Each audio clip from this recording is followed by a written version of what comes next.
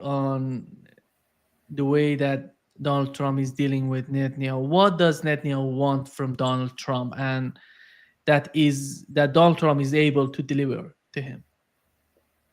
Well, I think what Netanyahu wants is he wants U.S. support in ethnically cleansing all of Gaza of its Palestinians and enabling Israel to occupy in perpetuity under nominal U.S. control and then resettle it with Israeli citizens. He also wants the U.S. to strike a heavy blow against Iran's nuclear arsenal. I take issue with the U.S. intelligence that predicts that Iran is days away from achieving, a viable nuclear arsenal. I think that they've had nuclear weapons for some time, and certainly with President Trump's threats to bomb them, that really gave them all the incentive they needed. If they didn't have them before, they certainly have them now, because President Trump's threats to bomb Iran's nuclear sites are quite credible and very dangerous, in my opinion.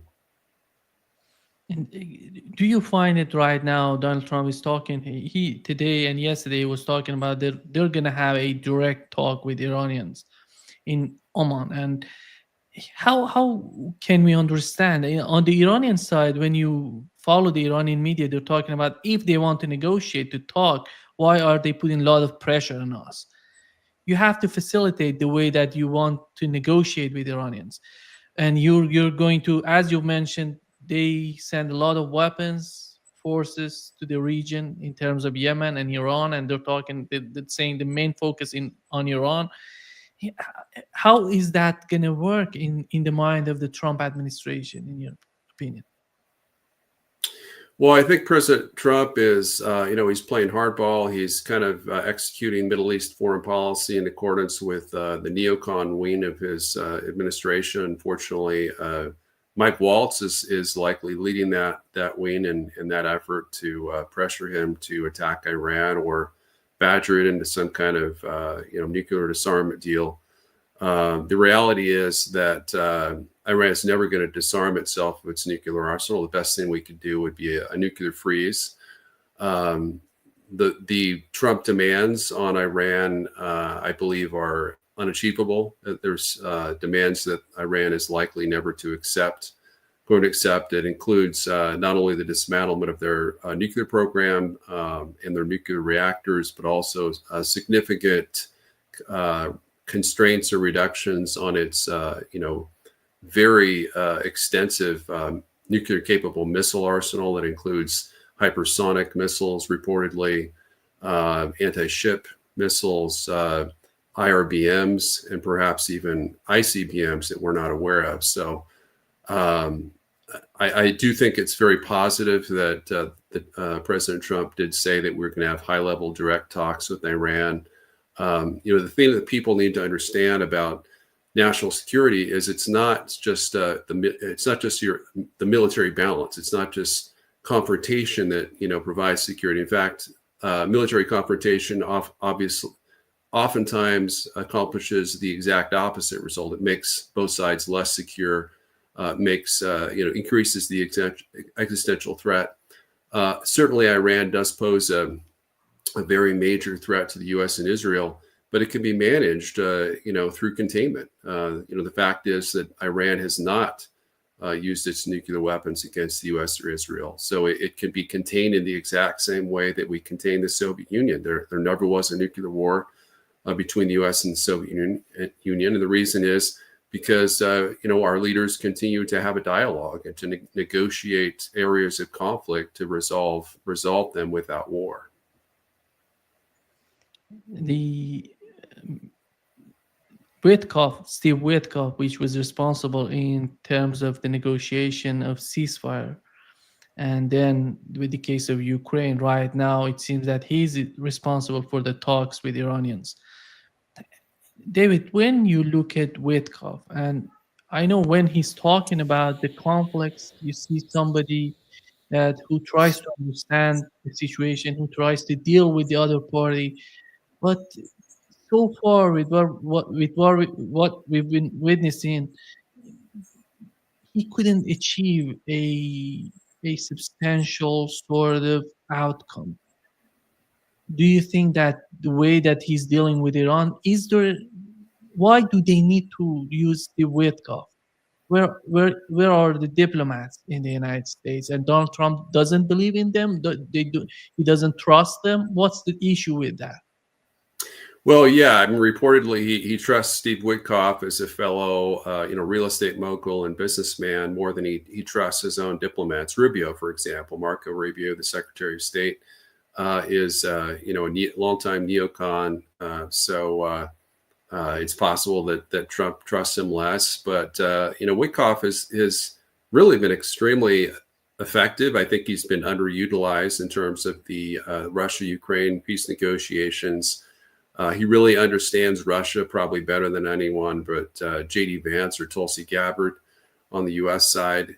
I think he was extremely effective in pressuring Israel to accept a ceasefire deal they didn't want. They'd actually resisted. I mean, those terms had been on the table from the Biden administration for some time, and then Trump, played hardball with Netanyahu and said, "You're gonna sign this deal before I became president," and he did it. So he showed that he was willing to, at least at that point, was willing to put the U.S. national security interests first, put peace first in the Middle East.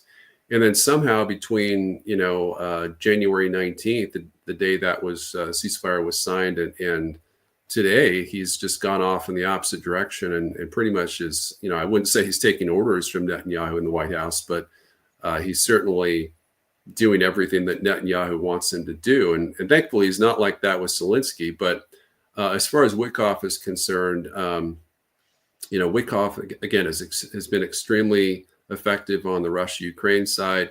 I think he's, the objectives of the Trump administration in the Middle East are a little bit more demanding, I would say, that and counterproductive in terms of both negotiations with Hamas to resolve the Gaza war, as well as with Iran. So it's an open question as to how effective he's going to be with those kind of constraints, trying to demand too much from Iran, and whether the Trump administration will be able to, negotiate a compromise deal, which obviously doesn't satisfy his current demands, but maybe meets him halfway. Is there any sort of too?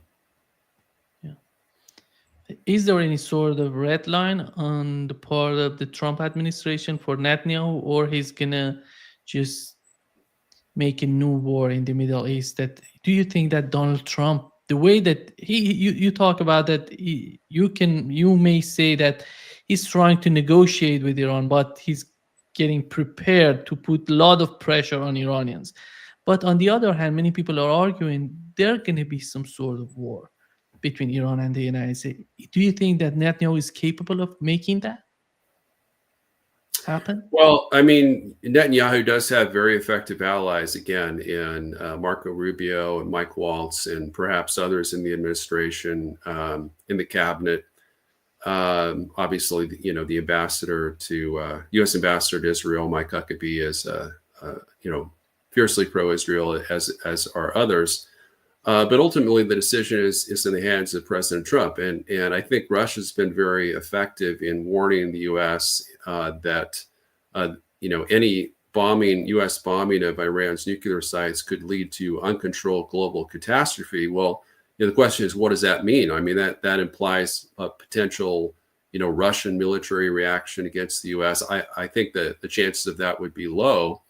But I think what is being warned about is that this could lead to a greater war. We have higher tensions going on with China right now. They just had a 2-day long, blockade rehearsal exercise. Those are getting more frequent. I'm convinced that China is going to blockade Taiwan likely by the end of the year, but certainly no later than 2027.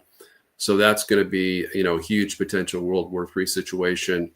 There's really been little to no progress, between Russia and Ukraine, even though Trump's objectives are, masterful and brilliant in terms of, trying to establish a strategic partnership with Russia.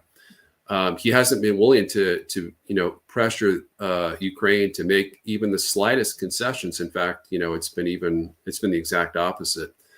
And then, he's got to realize with regards to the Middle East that he's got to pressure the Israelis to be more reasonable, and in terms of a ceasefire, as well as with regards to Iran. I think that Trump really, he doesn't want to go to war with Iran. I think that it's mostly bluster, but he's kind of painting himself into a corner, with all these threats. Like, if you don't accept my ultimatum by his ultimatum by May 20th or May 19th, then all hell's going to break loose. And a U.S. president just shouldn't do that. He shouldn't make bluffs and blusters that he doesn't intend to follow through on. And I hope that that's the case, that is just bluff and military pressure. But we don't know. We could stumble into World War III with Iran if it's not. Do you think in that sort of case, if the United States attacks Iran, which we know that Netanyahu wants the most, his ultimate goal is a war between Iran and the United States, but do you think after all that Israel would benefit from that? No, I think it's the exact opposite. I think they could come under potential Iran nuclear missile attack, and Israel's very small. It doesn't have a lot of territory to withstand multiple nuclear warhead strikes. So it could be destroyed very easily if simply a few to several Iranian nuclear warheads got through. Netanyahu. I've been a proud supporter of Israel for my whole life. I've really come to really oppose and despise Netanyahu. He is, what he's done in terms of killing 40,000 innocent Palestinian women and children in Gaza for no reason. He hasn't targeted Hamas. He's killed far more civilians than he has Hamas fighters. And he's, trying to prolong the war, and of course, trying to get all the Gazans out. But, this is really creating, just as Biden did by helping the Ukrainians, engage in deep missile strikes against Russia in the Ukraine war using U.S. ATACMS missiles. I think Israel is creating Netanyahu is trying to create the very existential threat that he's supposedly trying to oppose. It's just very counterproductive. It's as if we had the Cuban Missile Crisis and we just kept escalating all the way to potential nuclear conflict, or at least a direct war between the U.S. and Soviet navies that could have escalated uncontrollably. And I think that's what Russia's warning about. And the risks to Israel are even greater than the risks to the U.S. of such a conflict. David, here is what Donald Trump said before coming to power, before his second term, in terms of the conflict with Yemen. No problems over a telephone, and said they start dropping bombs. I see recently they're dropping bombs all over Yemen. You don't have to do. And he's just doing the same thing that the Biden administration was doing before him. Recently, yesterday, there was a report on CNN that the United States, in a short period of time, has spent $1 billion and in terms of the conflict between the United States and Yemen. Are they trying to change the game? Are they trying to bring something different to the war, to the game between the United States and Yemen, to this sort of conflict? Or they're just repeating the same attitude of the Biden administration and hoping that something new coming out of this sort of conflict? Yeah, it's really disappointing because President Trump, of course, came to office promising an end to forever wars, that he wouldn't start any new wars. So far he started a new war with Yemen. Granted that we had a brief war with Yemen under Biden, and now he's threatening a new war with Iran that's going to completely inflame and destabilize the Middle East to a level that we probably have never seen before. I mean, much worse than when we invaded Iraq, our unprovoked invasion of Iraq. And then, of course, our invasion and occupation of Afghanistan, which killed 1 million people. It led to 1 million people being killed in the Middle East, mostly Middle Easterners. It's just very counterproductive to his his pro-peace agenda, which is his overall focus, really his strategic imperative that he's stated is averting World War III. And if he doesn't understand that Iran likely has nuclear weapons and that they could potentially use those against minimally Israel and our other allies, or even against the U.S. with super EMP satellites, then I don't know what to say. He's just badly misinformed. He's got to know those risks exist. And again, I think the Russian threats of uncontrollable global catastrophe are helpful, because minimally that means that if we attack Iran, then the peace talks with Russia will blow up, and that war will continue indefinitely. So he's got to listen to his pro-peace advisors, principally Vice President J.D. Vance and Director of National Intelligence Tulsi Gabbard. Pete Hegseth is good on most issues, but probably not in Iran. In terms of the Houthis, that whole signal chat, blowing up with fist bump emojis and flags and all kinds of stupid adolescent things. It was really embarrassing, I think, for the United States that we treat, the killing of innocent civilians, in an apartment complex that we destroyed, probably, could have killed a couple hundred innocent civilians, and we're celebrating that. I think that's something we should try to avoid. What you mentioned about how a war with Iran would influence the conflict in Ukraine and the war in Ukraine. How is that going to influence the conflict between the United States and China? Because it's not a simple war. It's not something in 2 weeks, a year. It's going to last. And how is it going to influence the case of Taiwan and China? Well, I think China would love to see us attack Iran. I think Russia's really conflict averse. I think they really are sincere about peace with the U.S. They want good relations with both the U.S. and China. They don't want the outbreak of World War III.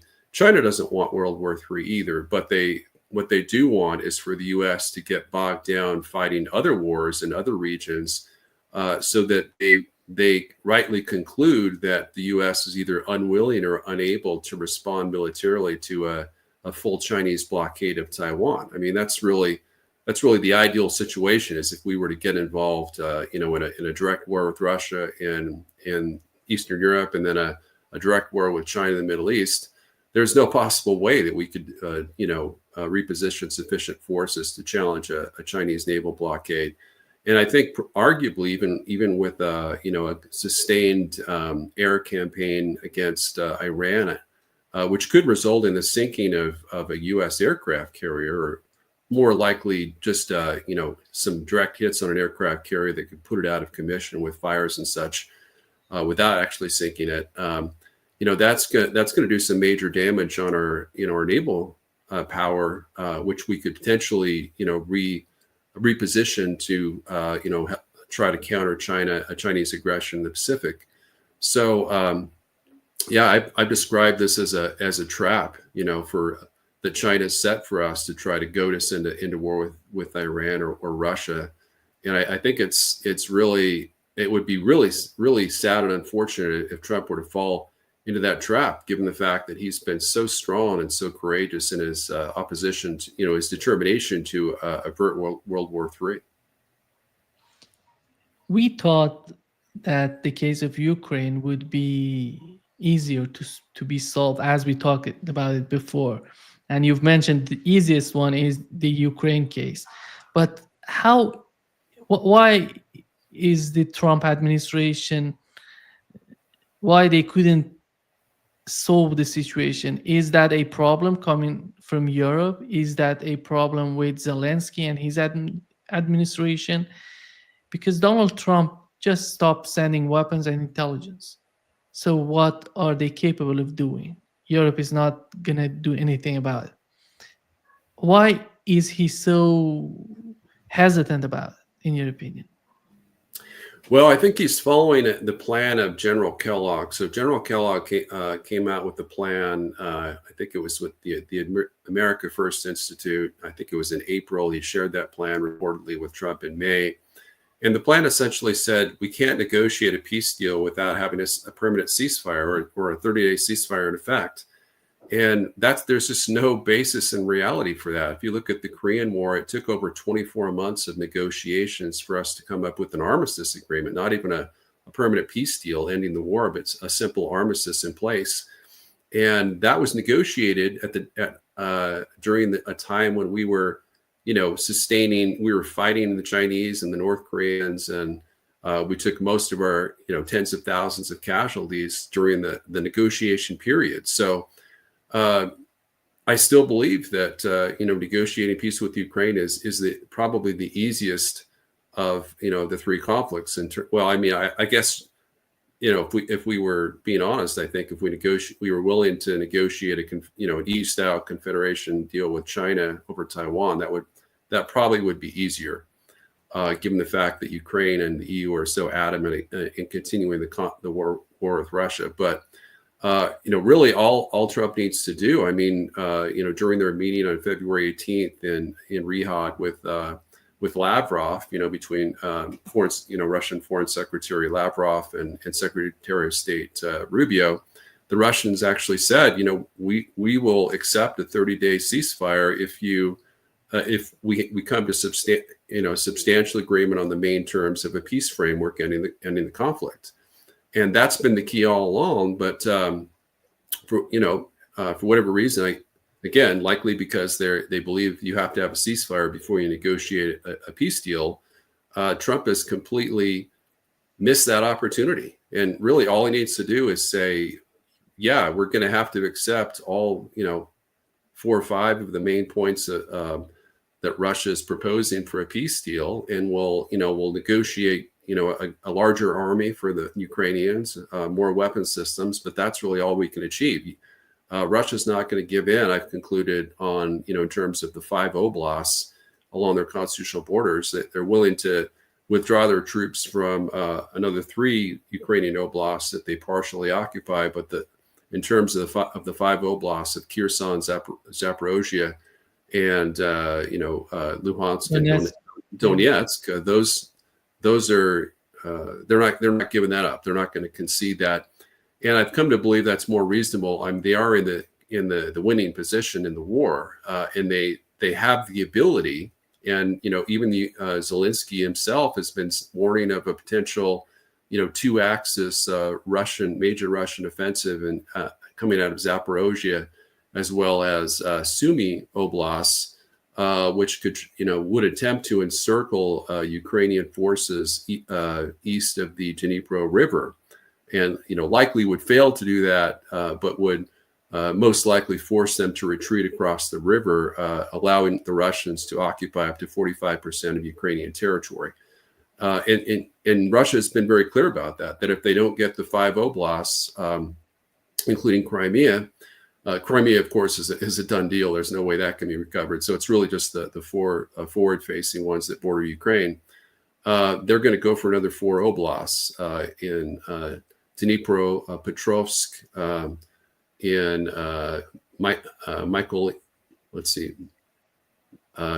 Mykolaiv is how you pronounce it. Mykolaiv. Yeah. Odessa. It's pronounced differently in Russian, of course. And then, of course, Kharkiv.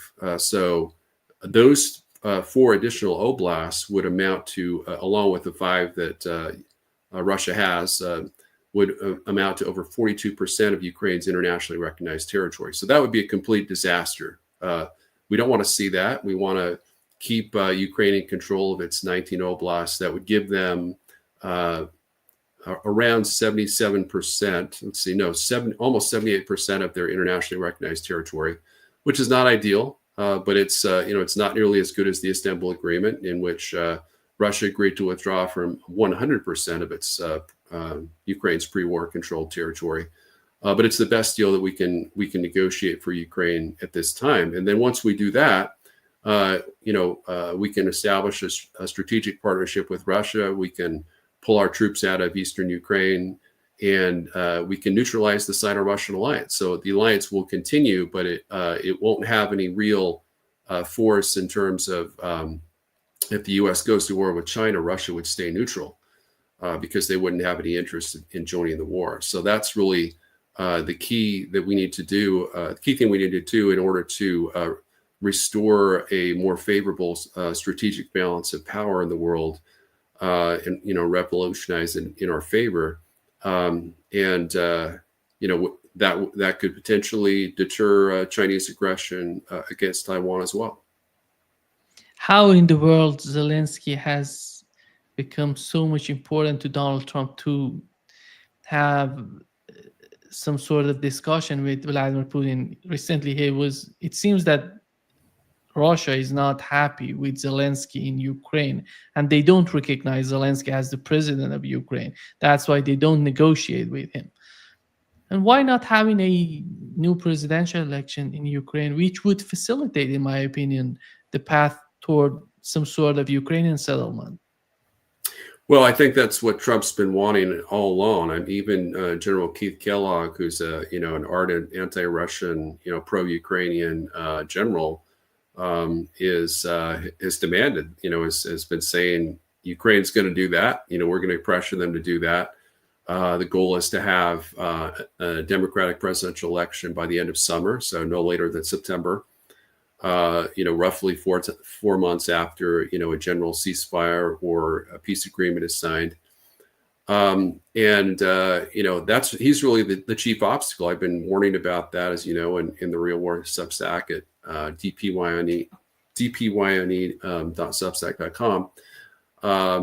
That Zelensky is the prime obstacle piece, and he's this whole ceasefire thing. He doesn't want a ceasefire. He was arm twisted to agree to that, to restore U.S. military aid and intelligence sharing with Ukraine that it had been cut off following his disastrous performance in the White House on February 28th.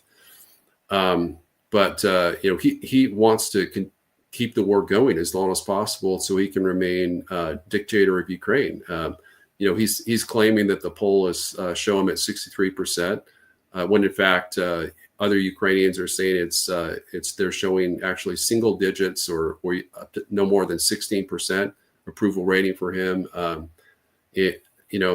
Let's put it to the test. If he truly believes at 63%, let's have him suspend martial law following a ceasefire and even a temporary ceasefire, and then to have a snap election maybe within 1 month's time.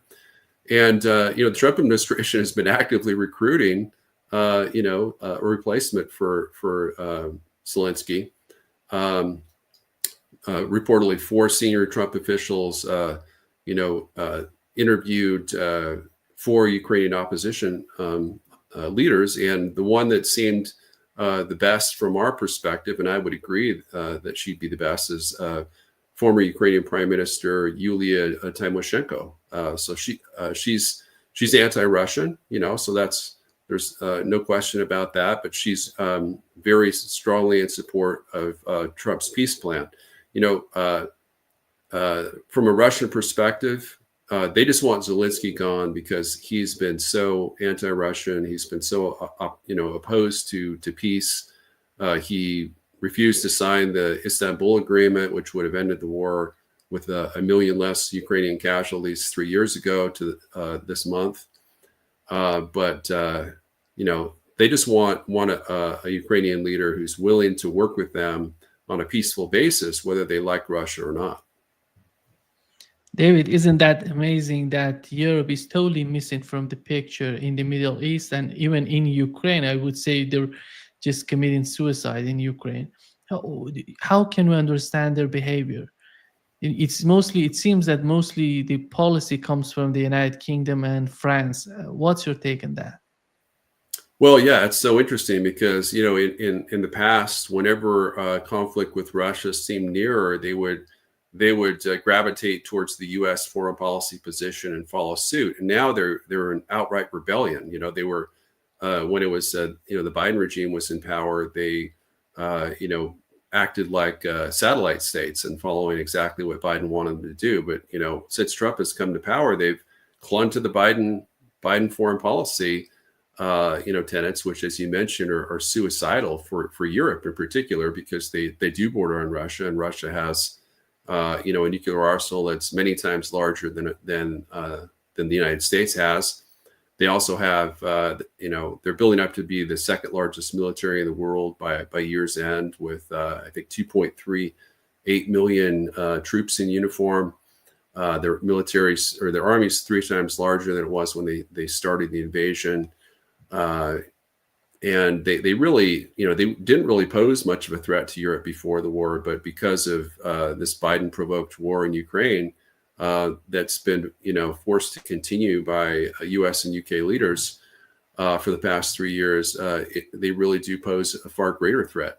And they're really working in opposition to their national security interests. The people of the EU want peace, maybe with the exception of the UK. The Brits are pretty crazy when it comes to, supporting war with Russia, and probably they're target number one if there is a direct war with Russia. I think Russia's probably nuke them first. But it's so crazy. When Trump, was about to be sworn into office, NATO leaders were expressed great concern that Trump would succeed in, restoring peace and stability to Europe. And in the old days, they would greatly support peace and stability in Europe, but for some reason, they're really trying to provoke Russia to go to start World War III, and they're scaring their citizens, with all these World War III threats and fake maps, projections that Russia's planning to invade the Baltics and Poland in the next 3 years, and all kinds of things like that, and mobilizing massive amounts of troops. Poland's planning on mobilizing 500,000 troops, active duty troops, for their new army and military and strength. Germany is planning to do that, including reservists as well, which is fine. They can do that. They can spend more money on their military. But what's so great is President Trump appears to be planning on, not pulling the U.S. out of NATO itself, but kind of pursuing the French model of the 1966 model, when they took France out of NATO's military command structure. And so, U.S. nukes in Europe would be under exclusive U.S. command versus NATO command, as is the case today. And they would, our forces there, whatever forces we have left, currently 100,000 troops, would no longer be under NATO command. And he's actually ceased joint military exercises with NATO. He's, said that he's wanted to transfer the Supreme Allied Commander Europe position from the U.S. to the UK or France. Obviously, we would not leave 100,000 U.S. troops under foreign command. So that's the clearest signal yet that he plans to leave the U.S. or the NATO military command structure, which I think would really, again, very, very positive in terms of improving U.S.-Russian relations. That's really the key to eliminating the Russian military and conventional threat to the United States, is this type of strategic partnership and confidence building measures that would make clear that the U.S. has no intention to ever fight Russia in Europe. Just to wrap up this session, David, when you look at the bigger picture, the grand strategy on the part of the Trump administration, do you think that he's gonna stay focused on what he was talking about, which would be some sort of competition with China, the main goal, or he's going to be dragged into new conflicts? And we know that in his first term, in my opinion, his administration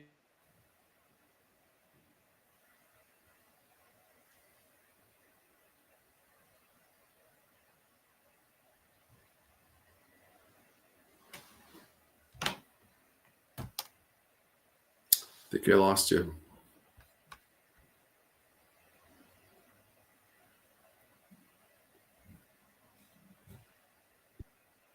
David, can you hear me? Yes. Yeah. I lost you for a second. Yeah. My question is, Donald Trump in his first term was dealing with Russiagate. is he this time he's able to do something in terms of the big picture, the grand strategy of the United States? Is he gonna make his mind and do whatever whatever that would benefit the United States in a long run, or he's gonna be dragged into new conflicts, whatever would that be in Ukraine or in the Middle East? Yeah, he's definitely not going to be dragged into a war with Russia and Ukraine. In fact, I think if the EU succeeds in provoking Russia to attack the EU or NATO, European NATO, I don't think the U.S. would get involved. I think we wouldn't send any troops. We'd probably pull our troops back, and we'd probably send them a bunch of weapons like we have Ukraine. President Trump would probably make clear that we're going to stay out of the war. So that's very positive. In terms of I think that the recently leaked Department of Defense guidance memo that Hegseth reportedly issued, the Secretary of Defense of the United States, was really positive because it really talked about extricating U.S. troops or a large number of U.S. troops from Europe and the Middle East, transferring the main responsibility for the defense of Europe to our European allies. Saying that the U.S.